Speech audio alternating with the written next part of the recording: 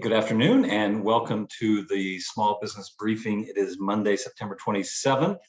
I'm Rob Fowler, the CEO of the Small Business Association of Michigan, and Brian Calley, the president of SBAM, is my co-host. And this briefing is brought to you by Marana Group. Marana Group offers a full line of solutions designed to get your company's message into the right hands in a timely and cost-effective manner. And you can find out more about Marana Group at maranagroup.com. Brian, we're finishing up a little home project here. I don't quite have my home office back together. I got a new color on my walls, but I'm slowly coming back together. So it may look a little different today. Yeah, and I'm back in the office, which is something different too. So you were out last week. I was up in Mackinac for the Detroit Chamber's annual policy conference, which was back this year. And then the Republican leadership conference as well. A good opportunity in both cases to connect with people from all over the state in a very short period of time. We'll talk about some of the things that came up in those two conferences. But it's nice to have you back in Michigan and with freshly painted walls to boot. Yeah. That was the first Mackinac Policy Conference I've missed in I think 20 years. So I was on a different island somewhere in the Caribbean. So, I didn't feel so bad about missing it this year for some reason. All right, well, let's start. It's Monday. We often talk about data on Monday. Let's do that because again, just tracking this thing has been interesting but informative, I think, in terms of what is likely to happen. Yeah, so let's just take a look at what's happening across the state, around the country, and especially here in Michigan, though. So I'll start out with the Bridge Magazine slide here of our state, and just borrowing their graph because it just shows over the course of a week how we stack up compared to a week ago. So it was at a little over 3,000 cases reported on September 24th, and then a week earlier it was 2,808. So as you notice here, it's just kind of a slow creeping up of the cases. And in the past, they've been pretty sharp. When it's gone up sharply. And in this case, it's going up much more slowly, and kind of an enigma around the country. It's just not the way that the graphs are looking in other places. Hospitalizations continue to slow, and but still at relatively high levels. So well over 1,500 people hospitalized in Michigan right now, far below the peaks. But just because they're not at the peaks doesn't mean hospitals aren't feeling strain, especially in certain areas of our state. In this case, in the deaths reported, average daily deaths associated with COVID-19, you see that these peaks get progressively smaller each time. So a good sign that there's some immunity built into the population, both from previous infections and from vaccinations. I thought this would be an important slide to show, because it shows the dramatic impact that age has on mortality with COVID-19. So just as a reminder, we've talked about this many times, but just looking over the course of the last year and a half, 5% of the total COVID-19 infections are people over 80 years old. 5% of the total infections make up 47% of the total deaths. So 70 to 79 and 60 to 69. You hear me talk about the success that the UK has had in terms of separating out mortality from infections. And it's because they have such high vaccination rates over age 50. And so as you see, these look very different. These percentages look very different than those ages under 50. So looking at the regions around the country, you see this light blue, which is the South, continues to come down pretty sharply, pretty close to the Midwest now, which looks like it may have hit kind of an early peak, but sometimes these are false peaks, and they go back up later on. Last year, we didn't hit really high numbers in the fall until well into October. So that could still yet be in our future, but it's Alaska that has really taken off. So we'll take a closer look at Alaska in a few minutes. Looking at around the country, though, clearly hit the peak and coming back down now. So that's a good sign. But again, nationwide, there's still some areas in our state that are going, or in our country going up, but the areas in the South, the big states in the South, all coming back down.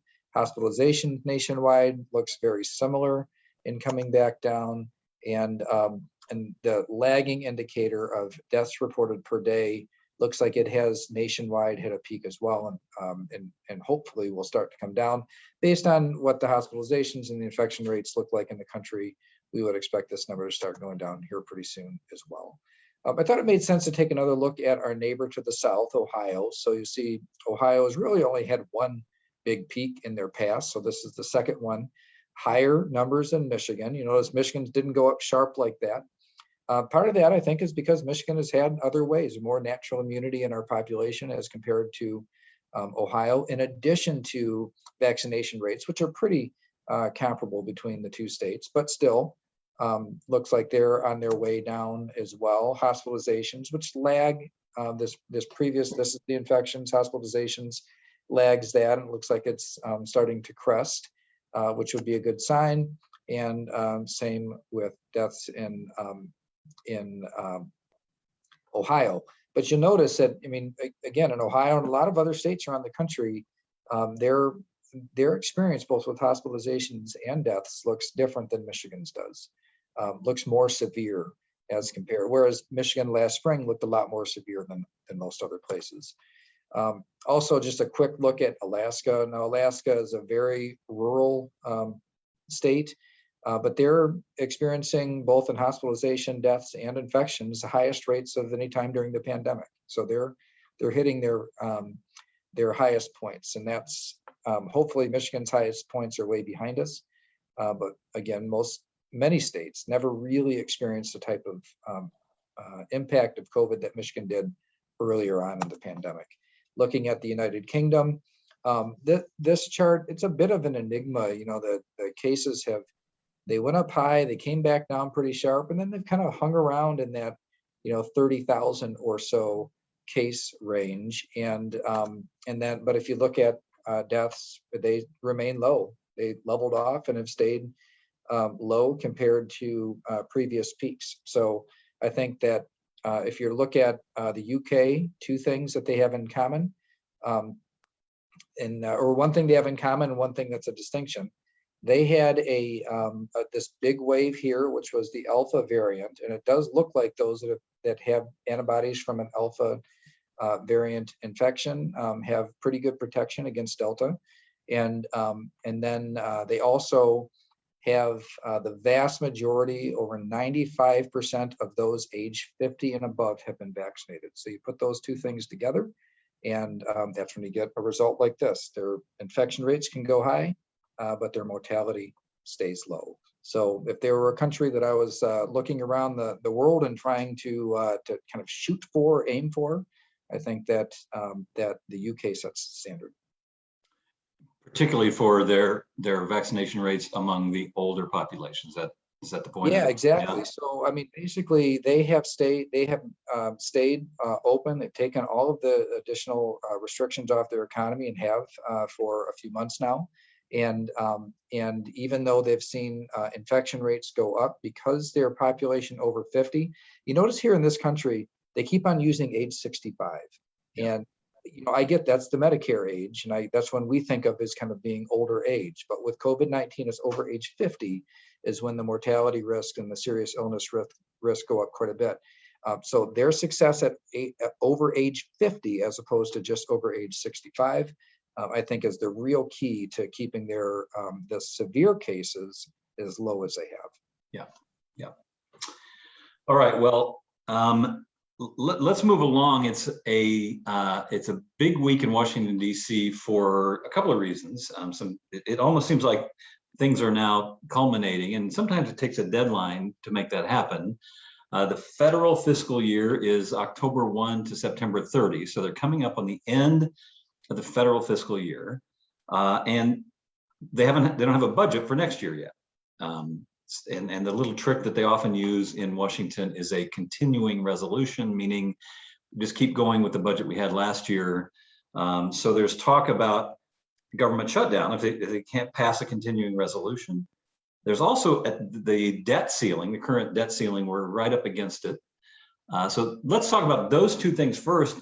And then just on the heels of that are the physical infrastructure and the human infrastructure, if I can use those terms, bills will kind of break down a little bit as well. Yeah, so the idea of having a continuing resolution just to essentially put off the bigger questions on getting a budget done or what changes you're going to make, the continuing resolution just continues things on for another month or 2 or 3 or whatever they decide in their resolution. But even to do that, they have to raise the debt ceiling because the deficit spending is at record levels now.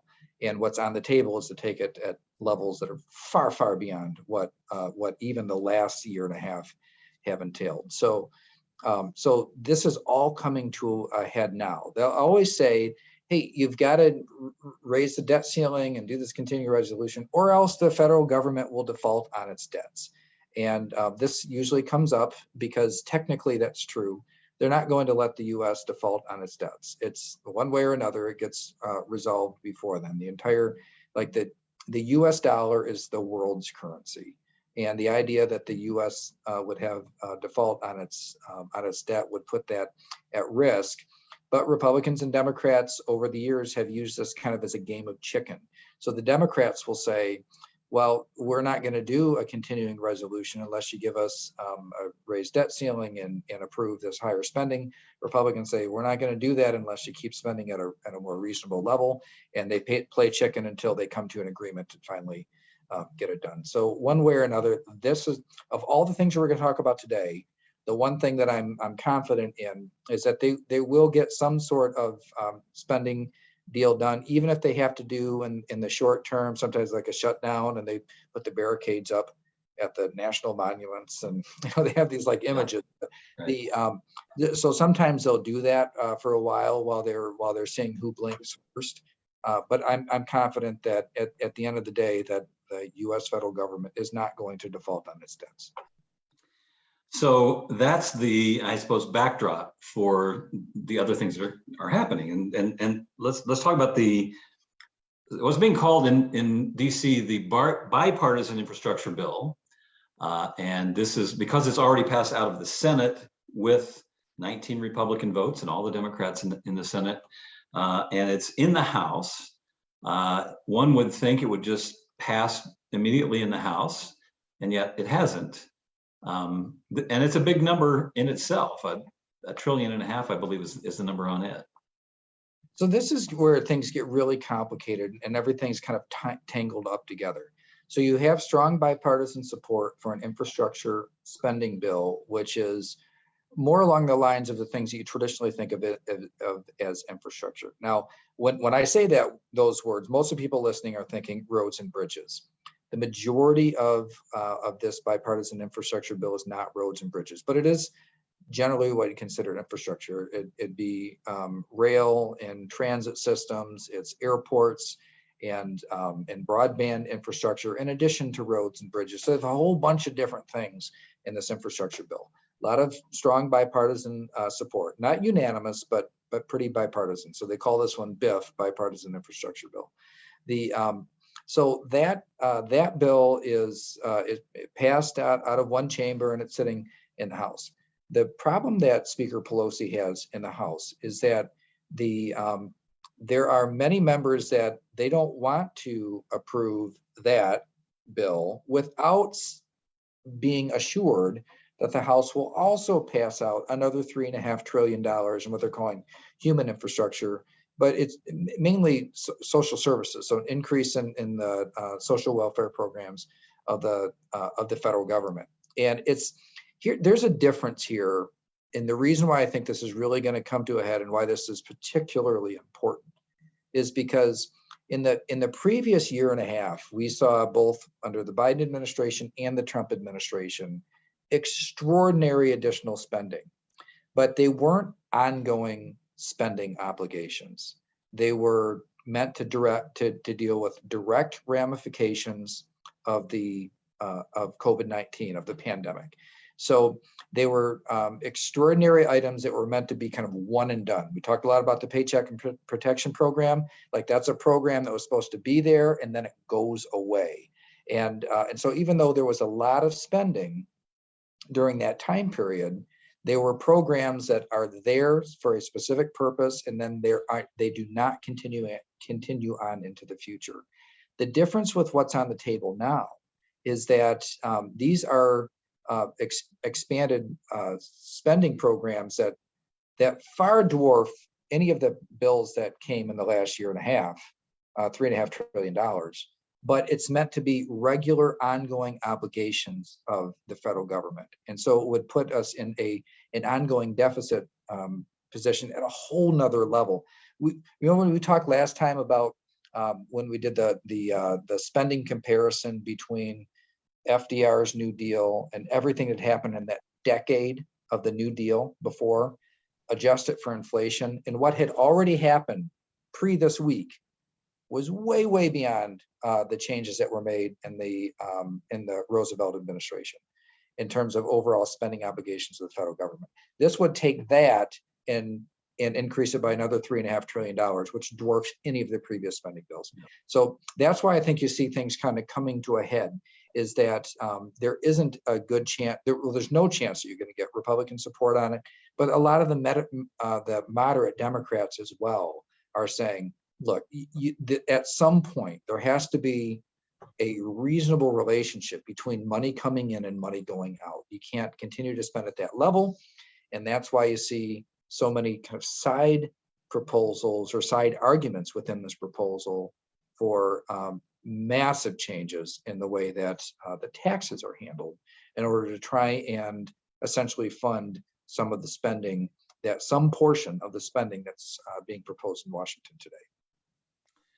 So that $3.5 trillion human infrastructure bill is the technical name of it is the Build Back Better legislation.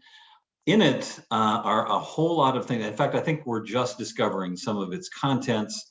What are the things that you know of already that are problematic for small business? So in the federal system, it's kind of a mystery, really, but they have they have one big act, but they have all these other acts that are attached to it. And so as they try to increase tax revenue coming in to deal with all the spending going out, it's popular to talk about, well, we're going to go after wealthy people and close tax loopholes for the rich.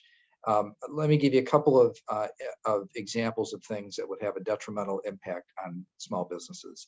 The first we talked about last week, which was the IRS proposal that all inflows and outflows of money into accounts that have an average balance of $600 or more, so virtually every business account, but also personal accounts, that inflow and outflow money was supposed to be sent, outflow information data sent to the IRS, and they would evaluate it and determine if you owe more taxes than what you said on your tax return. They think that they could get around $460 or so billion in additional taxes by getting that information, an unprecedented violation of privacy. So that's one of the areas where they would really be going after small businesses that as a big chunk of those transactions reported to the IRS. The next one is called the STEP Act, and this is one where they're trying to get at what they're calling intergenerational wealth. So when assets are passed along from one individual to their kids, in the case of small businesses, we're really talking about when a business or a family farm is passed along from parents to their kids, there would be a 40% tax levied on that transaction. And this is I guess for everybody watching this briefing right now, in terms of what is the value of your business and how much of that value is stored in cash. And the answer is in the vast majority of cases, is that the value in the business is not stored in cash. And so when you pass that on to your kids, the only way they can afford, let's say it's a $2 million or a $5 million or even a $10 million business, the idea that that 40% of that value has to be paid cash in taxes at the time of the transfer means that most of that next generation would have to sell the business in order to pay the taxes for the business. And so what's the logical thing that would happen? Well, you sell to larger competitors, sell to a private equity firm, so that next generation can afford to pay the taxes on it. This is a hugely detrimental, and we haven't even started like with farms where it's illiquid assets. In that case where it's mostly property and real estate that does not spin off cash like that would be required. So you think of that next generation, inherit the family business, and now they got to make a choice. Do I take out a whole bunch of new debt just to pay the taxes? Doesn't provide any value whatsoever to the business, not building the business, is not investing in the business, it's just taking a 40% leverage position and giving it to the government, or selling the business in order to pay the tax obligation. So these are a couple of examples of the harmful proposals to small businesses that are in this package. Honestly, Rob, while there are some good things in the bipartisan infrastructure package, it would be better to see the entire thing go down and not pass than to have these types of tax changes make it through the process. I'm having a case of deja vu. That's the death tax. We've been talking about the death tax for years, and these are exactly the same arguments. It's hard to believe that there are those who really argue we go back to the way it once was, which means you got to sell the family business. So I agree with you. I think we might be better off if none of it passed, if these are the cost of getting it passed. One more thing, just procedurally, I think a lot of people think, well, why don't the Republicans use the filibuster on this? Doesn't it take 60 votes to pass these budget items? Yeah, and there's a limited allowance within the congressional system where when you're talking about budget and spending bills that impact the amount of money coming in or going out of the federal government, that they can do so with this simple majority. And so if you go back to the Trump administration with the tax reform that passed back then, they did so with using this procedural maneuver. The Democrats did this in the previous year at the end of essentially at the end of the previous fiscal year, and now they're looking to set it up to tee it up for the beginning of the next fiscal year. So they can kind of burn this chip once or twice in a depending on how they line it up with the fiscal years and the calendar years, and they're looking to do so now. So the congressional Democrats can, under certain circumstances, especially on budget and tax bills, they can get it done and avoid the filibuster. But I don't think that they can do that when it comes to the debt ceiling vote. And I think that's the real leverage that the Republicans have today. Yeah. All right. Hey, I want to take a little look back on the Mackinac Policy Conference. I know you talked about it a little bit last week. As I understand it, there were a couple of themes of this conference. One of them was diversity, equity, and inclusion. One of them was the sort of electrification of vehicles. I just wonder if you just think a little bit about the implication of small business of each of those. Let's start with DEI, and what does that mean for small business in the policy conversations? So, and a lot of it I would describe as kind of framing the problem. And we've talked about this on this briefing. We've referred back to surveys and some of our own personal experience that minority-owned businesses during the pandemic fared worse. And so they're more at risk at closing, more at risk at losing sales, more at risk, and all the kind of at-risk factors were exacerbated during the pandemic. And so at the policy conference, there was a lot of talk and focused discussion around that. I was on a panel that talked about it as well. And so it's an important issue. And so how do we engage in that moving forward? Our association, we actually have a task force that's working on this right now in terms of defining our lane and how we can create a better future, more inclusive future for everybody. The thing that we have to be careful about when it comes to policy decisions is having the government get in between employers and their employees and their workforce. So this is where good intentions can go bad. And so the areas where we're sensitive to, and it won't be a surprise to anybody watching this, is that when government tries to kind of dictate over small business exactly how they have to operate, that's a recipe for disaster, because the government doesn't know how to run individual businesses. They don't know the challenges and the ins and outs of it. So this is an area that we deeply and passionately care about, and that we're focused on, especially now with some member-driven efforts. But we also want to make sure that the government doesn't pull us into a place where it's the government running businesses, which they are not at all equipped to do. Yeah. And on the issue of electrification of vehicles, again, small business implications from the conversations you were having?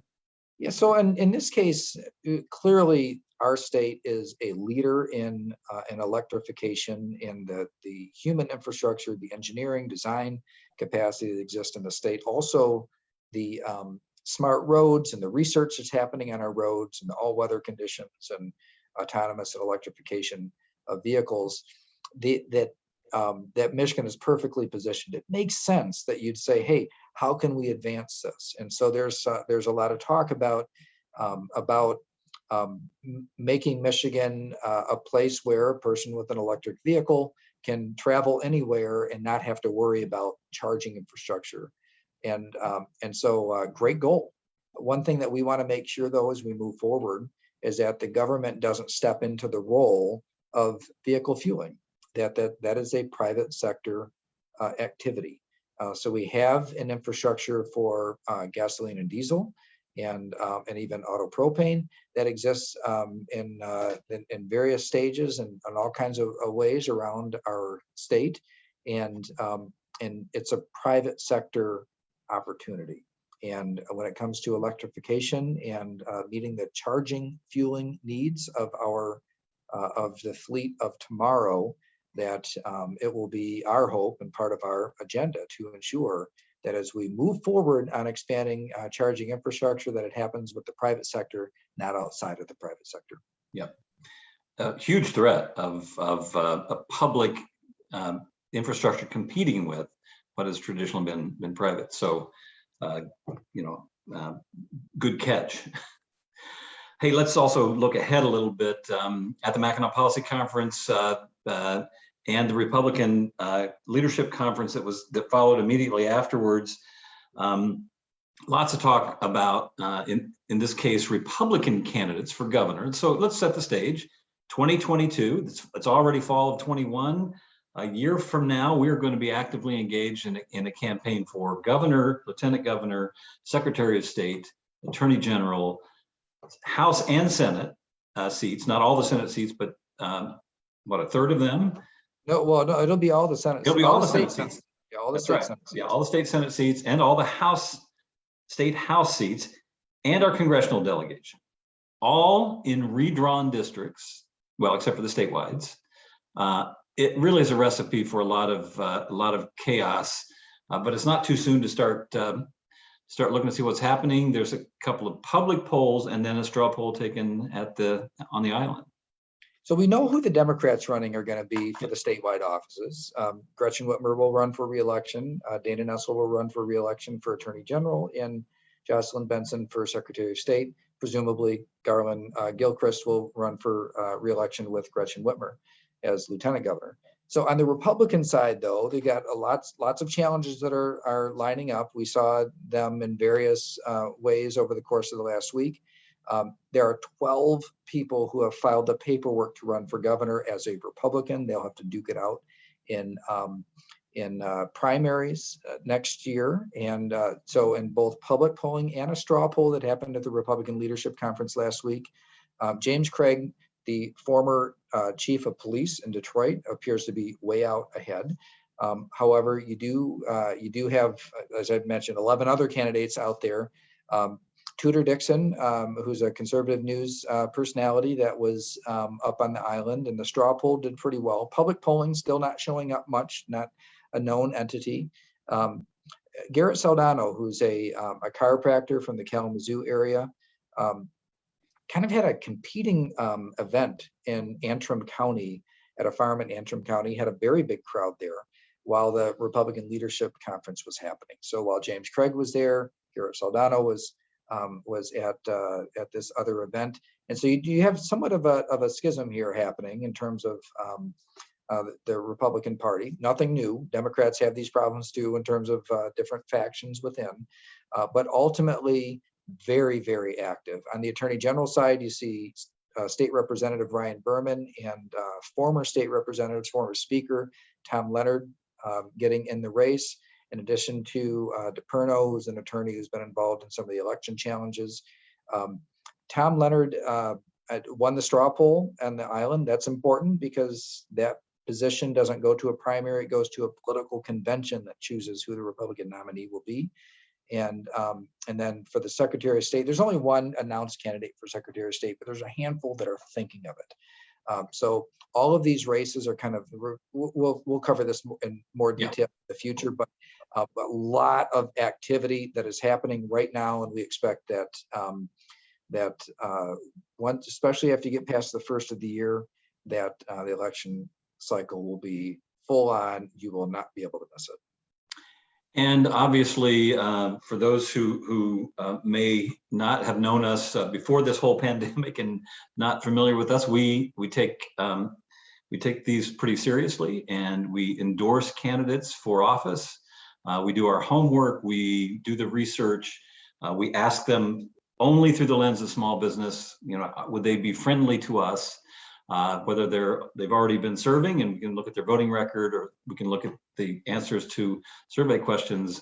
We're going to make some endorsements in potentially all of these races. So, and one thing to make sure that people understand too, it's not Brian Calley's opinion, it's not Rob Fowler's opinion, that this is a member-driven process. Yeah. So sometimes the media will ask me, hey, what do you think of this candidate and who are you supporting? I support who SBAM supports, right? So so there'll be a process, and that process will ensue over the coming months, and only after that will we get engaged, make an endorsement, we raise money and get right involved in the political process. But it is a member-driven process, a small business-driven process. In an organization that makes it a point to be strategically bipartisan. So that will guide all of our thinking. All right, hey, we're going to continue to watch for anything coming out of Washington from OSHA. We're kind of out of time today, so we'll just continue to. There's nothing new on OSHA at this point, no new guidance, but the vaccine mandate is the thing we're really looking at coming down the pike. So that's what we got for you today. Thanks for joining us. We'll see you again Thursday at 3 o'clock. Look forward to seeing you then. See you on Thursday, everybody.